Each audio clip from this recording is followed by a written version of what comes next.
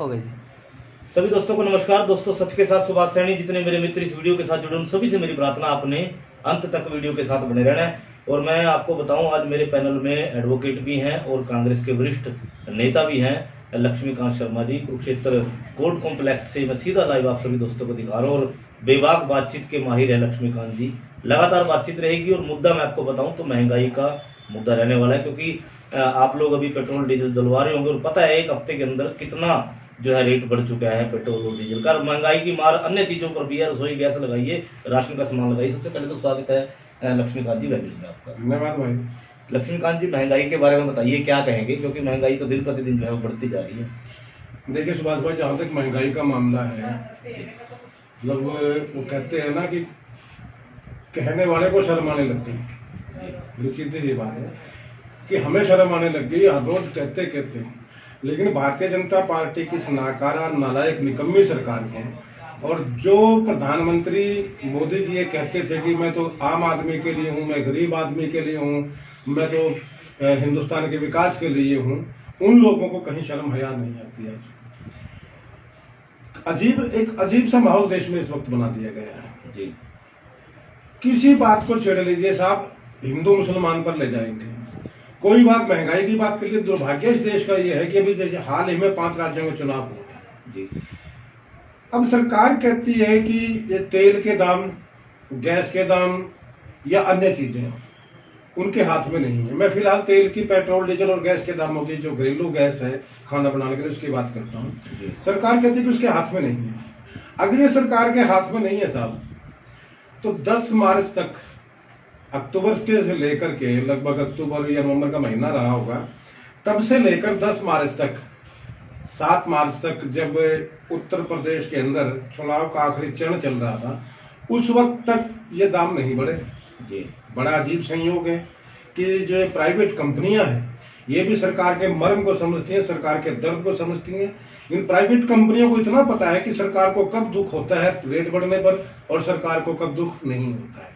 जैसे ही 5 राज्यों में चुनाव खत्म हुए, परिणाम हुआ, और मैं पहले से ये बात कहता था कि ये जो भारतीय जनता पार्टी के लोग हैं, 2 मुँहे सांप जैसे हैं। ये करने में कुछ है, दिखाने में कुछ है, होने में कुछ है, और इन्होंने साबित कर दिया। वो चुनाव का परिणाम आया और जनता को अच्छे दिनों का तोहफा मिलना शुरू हो गया। पिछले 9-10 दिन के अंदर जो डीजल 86 रुपए के करीब था इस चुनाव से पहले 7 मार्च तक, आज वो 96 रुपए डीजल है साहब। रात की जो घटना मैं बता रहा हूँ।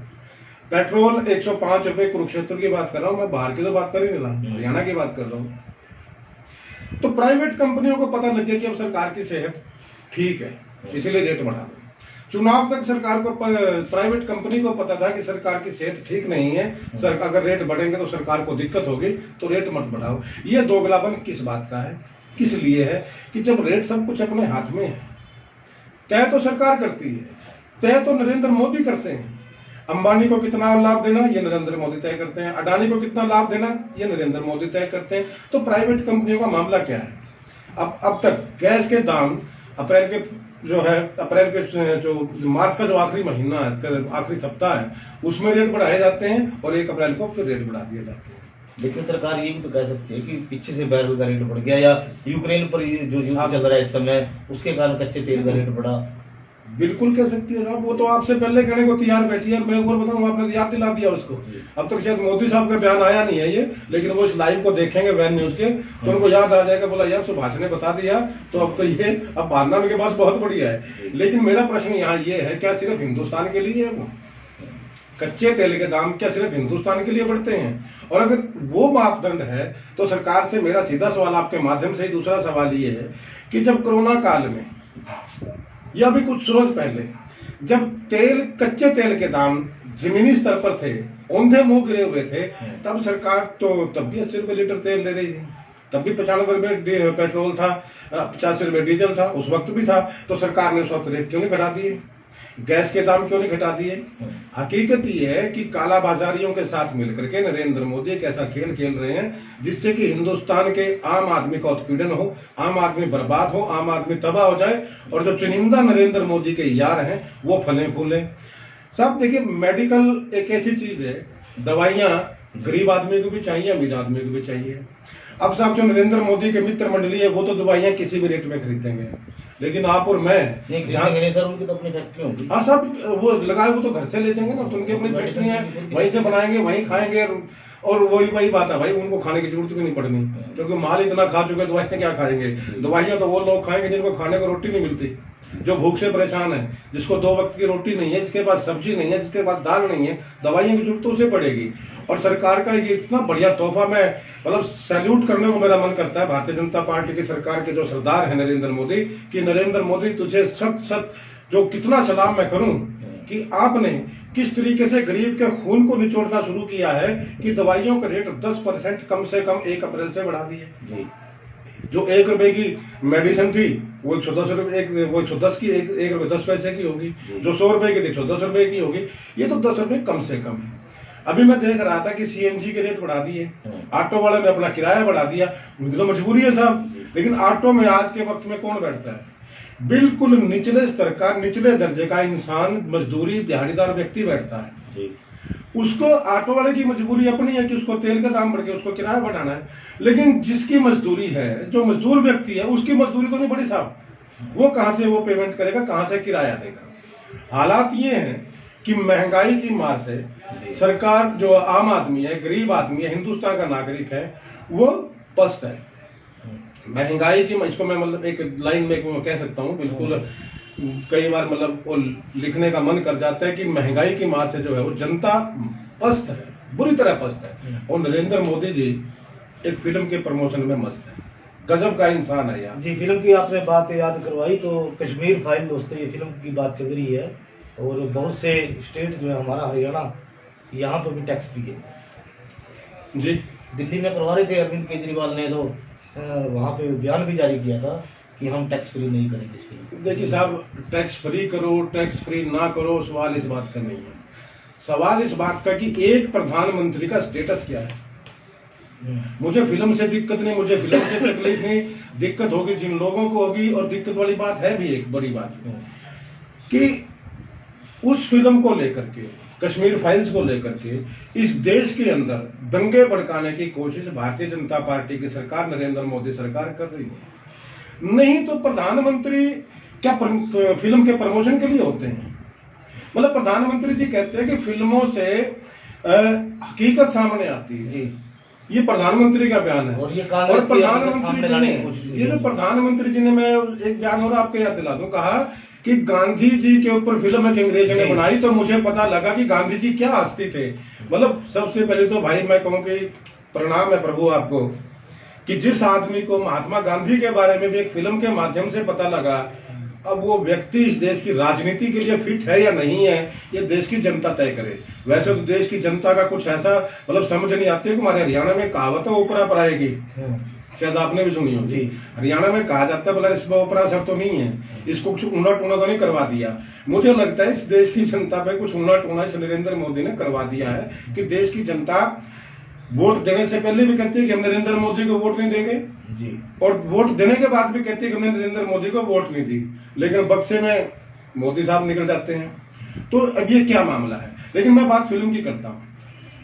पहली बात तो एक प्रधानमंत्री को कतई शोभा नहीं देता, एक राजनीतिक दल को कतई शोभा नहीं देता कि वो फिल्म के पोस्टर गलियों में लगाते घूमे। वो एक फिल्म की प्रमोशन में सारा जो तंत्र है भारतीय जनता पार्टी का, अपने नकारापन को, निकम्मेपन को, महंगाई को, भ्रष्टाचार को, और जो हिंदुस्तान की जो हालात इन लोगों ने कर दी साहब, उस हालात को छुपाने के लिए फिल्म का सहारा लेते हैं। लानत है तुम्हारे डेवलपमेंट के ऊपर, तुम कहते हो विकास कर दिया। अगर विकास कर दिया तो फिल्म की प्रमोशन की जरूरत क्या है? हिंदू मुसलमान की जरूरत क्या है? लक्ष्मीकांत जी, इसमें ये भी कहा गया है कि कांग्रेस का असली चेहरा है वो सामने लाए। वो चेहरा बता रहा हूँ, क्या चेहरा है कांग्रेस का। मैं ये आपने बड़ा अच्छा प्रश्न किया साहब, और मैं चाहूंगा कि इसको दूर दूर तक जो भाई देख रहे हैं आपके चैनल के माध्यम से, मैं हाथ जोड़ करके हिंदुस्तान के हर नागरिक से विनती करता हूं कि अपना दिमाग खोल करके, आंखें बेशक खोलिए ना खोलिए, लेकिन दिमाग खोल करके और कान खोल करके मेरी बात सुनिए और इस बात पर जाइए कि हकीकत क्या है। हकीकत ये है कि एक भाई ने कहा था अभी पीछे, कश्मीरी पंडित नहीं, कि ये कुछ नहीं है, कश्मीर फाइल सिर्फ क्या है, 2024 के चुनाव को जीतने के लिए ट्रेलर है। पहले पुलवामा करवा दिया, अब कश्मीर फाइल्स ले आए। मेरा आपके माध्यम से एक प्रश्न नरेंद्र मोदी साहब से है कि जिस वक्त का ये वाक्य है, जनवरी 1990 का ये घटना है कि जब लाखों कश्मीरी पंडितों ने वहां से निर्वाचित किए गए, उनको जम्मू कश्मीर छोड़ना पड़ा, ये तब की घटना है। मैं आपके माध्यम से एक प्रश्न करना चाहता हूं, आपसे भी मेरा एक प्रश्न है कि 1990 में जनवरी में सरकार किसकी थी? विश्वनाथ प्रताप सिंह केंद्र प्रधानमंत्री थे, और ये मोदी जी के जो सरपरस्त हैं अडवाणी जी और अटल जी, ये दोनों उस सरकार में शामिल थे, बाहर से समर्थन दे रहे थे। 85 सांसद विश्वनाथ प्रताप सिंह की सरकार को समर्थन दे रहे थे। उस वक्त कश्मीरी पंडितों का दर्द इनको समझ में नहीं आया। दूसरी बात, उस वक्त वहां पर गवर्नर कौन थे? वहां पर राष्ट्रपति शासन था जम्मू कश्मीर के अंदर। मैं बता दूं, कांग्रेस ना केंद्र में थी, कांग्रेस ना जम्मू कश्मीर में थी। केंद्र में भारतीय जनता पार्टी के समर्थन से विश्वनाथ प्रताप सिंह की सरकार बैठी है, और जम्मू कश्मीर में गवर्नर बैठे हैं जगमोहन जी। और जगमोहन की छवि क्या है कि जगमोहन से ज्यादा खतरनाक हिंदू कोई था ही नहीं, इतना बड़ा हिंदू चेहरा। और अब जो तथ्य सामने आ रहे हैं साहब, इस फिल्म में दिखाया नहीं गया, ना तो इस फिल्म में कांग्रेस का कोई चेहरा दिखाया गया कि कांग्रेस की वजह से पंडित बाहर गए, ना ये फिल्म में कहीं ये दिखाया गया कि उस वक्त प्रधानमंत्री कौन था, उस वक्त सरकार में शामिल कौन लोग थे। लानत है उस विवेक अग्निहोत्री के ऊपर, उसको शर्म से डूब मरना चाहिए। मैं कहता हूं, इतना झूठा फराड बेईमान आदमी जो नरेंद्र मोदी के इशारे पर इतिहास के तथ्यों को तोड़ मरोड़ कर पेश करता है। कश्मीरी पंडितों की जो मजबूरी है, कश्मीरी पंडितों के साथ जो गुजरी है, कश्मीरी पंडितों के दर्द को पैसे से कैश करना चाहता है विवेक अग्निहोत्री। कश्मीरी पंडितों के दर्द को बेचना चाहता है विवेक अग्निहोत्री। और लानत है भारतीय जनता पार्टी की सरकार पर जो उसके कारनामे में शामिल हुए हैं। लानत नहीं सरकार के ऊपर। अगर विवेक अग्निहोत्री में जरा सी भी नैतिकता थी, कहीं गैरत बची हुई थी, उसे ये दिखाना चाहिए था कि जगमोहन उस वक्त गवर्नर थे, और जब कश्मीरी पंडित उस रात रो रहे थे, चिल्ला रहे थे, मदद की गुहार लगा रहे थे, तब जगमोहन के कार्यालय में या रिहाइश पर फोन नहीं उठाए जा रहे थे साहब। क्यों नहीं भारतीय जनता पार्टी की जो लोग हैं, मोदी साहब भी तो उस वक्त थे, वो भी तो भारतीय जनता पार्टी का तब बड़ा चेहरा थे, क्यों नहीं उस वक्त समर्थन वापस ले लिया गया? जब लाखों कश्मीरी पंडितों को जम्मू कश्मीर से निकाला गया तो भारतीय जनता पार्टी का झक मार दी थी यार। अगर भारतीय जनता पार्टी वहां से समर्थन वापस ले लेती तो केंद्र में सरकार गिर जाती साहब। जिस सरकार की वजह से, अब नाम कांग्रेस का साहब, कांग्रेस कहां से आ गई? फिर ये लोग क्या कहते हैं कि ऐसी परिस्थितियां एक दिन में पैदा नहीं होती। मानते हैं ऐसी परिस्थितियां एक दिन में पैदा नहीं होती, लेकिन सरकार का दायित्व क्या होता है? क्या दायित्व होता है सरकार का? अगर आज मान लिया मैं चुनाव जीत जाता हूं, आज मैं चुनाव जीतता हूं, मैं यहां से विधायक बन जाता हूं, और आज कुरुक्षेत्र के अंदर कोई मर्डर हो जाता है, कोई कत्ल हो जाता है, कोई डकैती हो जाती है, तो मैं क्या कह दूं कि मैं तो आज ही विधायक बना हूं, मेरी गैरत नहीं है, मैं कुछ नहीं कर सकता। जो व्यक्ति जिस वक्त चुना जाता है, जब चुनाव जीत जाता है, उसकी जिम्मेदारी उसी वक्त से शुरू हो जाती है। क्यों नहीं भारतीय जनता पार्टी सरकार ने समर्थन वापस ले लिया भाई? जब रथ यात्रा को रोका जाता है तो समर्थन वापस एक सेकंड में। वाई? क्योंकि सांप्रदायिक दंगे करवाने जो है कांग्रेस का इसके अंदर कहीं हाथ नहीं था। हाँ, एक बात और मैं आपके माध्यम से कहना चाहूंगा, इस देश की जनता में अगर कोई थोड़ा सा भी जागरूक दिमाग से सोचेगा, देखिए जो मंदबुद्धि लोग हैं भारतीय जनता पार्टी के प्रेम में, नरेंद्र मोदी के प्रेम में पागल है, मैं उनके ऊपर कोई टिप्पणी नहीं कर सकता, लेकिन अगर इस देश में थोड़ा सा दिमाग रखने वाला व्यक्ति को सोचना चाहे तो सिर्फ एक बात सोच सकता है कि पिछले 14 साल 1996 से 2004 तक 8 साल का अरसा गया। 8 साल में से 6 साल अटल बिहारी वाजपेयी प्रधानमंत्री थे, और 8 साल से नरेंद्र मोदी जैसा जबर व्यक्ति, खतरनाक टाइप का हिंदू व्यक्ति जो हिंदुओं के लिए जान लड़ा देता है, वो प्रधानमंत्री है। 14 साल के अंदर सिवाय कश्मीर फाइल्स बनाने के नरेंद्र मोदी सरकार ने क्या किया उन कश्मीरी पंडितों के लिए? कितने पंडित वापिस उनको मकान दिए गए, वापिस जम्मू कश्मीर उनको घर दिया कर बसाए गए, कितनों को रोजगार के लिए पैसे दिए गए कश्मीरी पंडितों को, कश्मीरी पंडितों के पुनरुत्थान के लिए, उनका घर बसाने के लिए नरेंद्र मोदी सरकार ने और भारतीय जनता पार्टी की 6 साल पूर्व और सरकार वाजपेयी की सरकार ने 14 साल में किया क्या है? एक आदमी को घर बसाया क्या? और जहां तक कांग्रेस का मामला आता है साहब, 2011 के अंदर खुद प्रधानमंत्री मनमोहन सिंह थे कांग्रेस के, और इसी कांग्रेस के प्रधानमंत्री ने 4200 मकानों की एक कॉलोनी जम्मू के अंदर वहां पर शिलान्यास वो करके आए थे कि जहां पर कश्मीरी पंडितों का दोबारा से पुनर्वास किया जाए। लेकिन दुर्भाग्य से सरकार 2014 में भाजपा की आ गई, नरेंद्र मोदी साहब की आ गई। अब मोदी साहब बता दें यार किया क्या है सिवाय फिल्म बनाने के, और क्या फिल्म बनाने से समस्या का। देखिए एक और बात मैं आपको बता दूं, फिल्म कोई बनाए कैसी बनाए, हर फिल्म के एंड में चेतावनी लिखी होती है जो शायद जिसकी तरफ जनता नहीं जाती। सिगरेट के डिब्बे पर लिखा होता है सिगरेट रेड एंड व्हाइट पीने वालों की बात ही कुछ और है, और नीचे बिल्कुल जरा जरा सा लिखा होता है कि धूम्रपान सेहत के लिए हानिकारक है। ठीक है, इतना लिख करके वो सिगरेट बनाने वाली कंपनी अपनी जिम्मेदारी से मुक्त होती है। फिल्म बनाने वालों की नौटंकी क्या होती है साहब?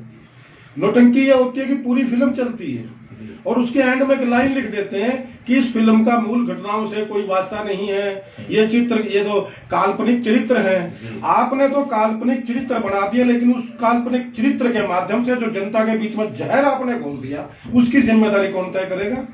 उसका जिम्मेदार कौन होगा? मैं एक सीन देख रहा था साहब, किसी भाई ने मुझे भेज दिया, क्योंकि मेरे को भेजने वाले बहुत हैं, सबको पता है कि यार ये आदमी बोलने का जरूर तो इस करके उठा दो मुद्दा, वो मुद्दे भी मेरे पास भेजते हैं कि जब ये फिल्म की प्रमोशन वगैरह का मामला चल रहा था, अनुपम खेर साहब बता रहे हैं कि थिएटर में रो रहे थे, बता रहे हैं, मैंने देखा नहीं है, लेकिन लोग बता रहे थे कि अनुपम खेर जी, वो फोटोज उन्होंने शेयर किए हैं लोगों ने कि अनुपम खेर जी उस वक्त थिएटर में रो रहे थे और बाहर वो बड़े मुस्कुराते हुए खिलखिलाते हुए एक महिला मित्र के साथ कहीं जा रहे थे। तो ये इन लोगों का चरित्र है।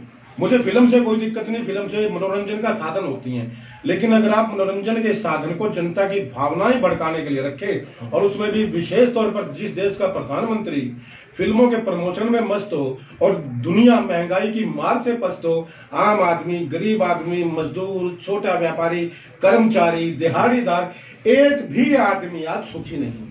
कर्मचारी हड़ताल पर है, व्यापारी हड़ताल पर है, तेल आसमान में जा चुका है, खाने के लाले लोगों को पड़े हुए हैं, हर आदमी का व्यापार ठप है, और देश के प्रधानमंत्री को चिंता किसकी है? कश्मीर फाइल्स की। तो अजीब सी स्थिति पैदा करती है, ऐसा नहीं होना चाहिए। अगर मैं कहना चाहूंगा कि अगर भारतीय जनता पार्टी के सरकार में भी कहीं गैरत बची है, तो कम से कम एक काम करें कि इस देश की जनता को महंगाई की मार से बचा लें। ये जो दवाइयों के रेट बढ़े हैं 10%, ये वापस लें, और पेट्रोल, डीजल और गैस, जब आप हर चीज को जीएसटी लागू कर देते हो यार, कमाल की बात है। आपने तय कर दिया कि जीएसटी क्या है कि 18% और 28%, 28% से ऊपर कोई टैक्स नहीं लेगा किसी बात का, एक मुश्त टैक्स योजना आपने बना दी। तो पेट्रोल डीजल वाले का तुम्हारे चाचे के बेटे हैं क्या? चाचे के बेटे हैं क्या वो? है? उनको क्यों नहीं जीएसटी में लेकर के आते हैं? आप जीएसटी में डीजल पेट्रोल के लेकर के आओ, देखो कहां से आता है डीजल पेट्रोल, 40 रुपए आएगा धनाम से। लेकिन क्यों नहीं आएगा? क्योंकि मोदी मित्रम, सब कुछ मोदी मित्रों को समर्पित है। तो ये बड़ी भयावह स्थिति आज हिंदुस्तान की हो गई है, और मैं मानता हूं कि अगर इसी रफ्तार से नरेंद्र मोदी चलते रहे तो मुझे कहने में कोई गुरेज नहीं भाई कि इस देश के अंदर चंद घराने बचेंगे, आप और हमारे पास तो बस जय श्री राम ही कहने होगा, बाकी कुछ नहीं होगा। जी तो दोस्तों, ये थे मेरे साथ एडवोकेट भी हैं और कांग्रेस के वरिष्ठ नेता लक्ष्मीकांत शर्मा जी। जितने मेरे मित्र इस वीडियो के साथ जुड़े उन सभी का धन्यवाद। अगले लाइव तक दोस्तों बने रहे। सुभाष सैनी।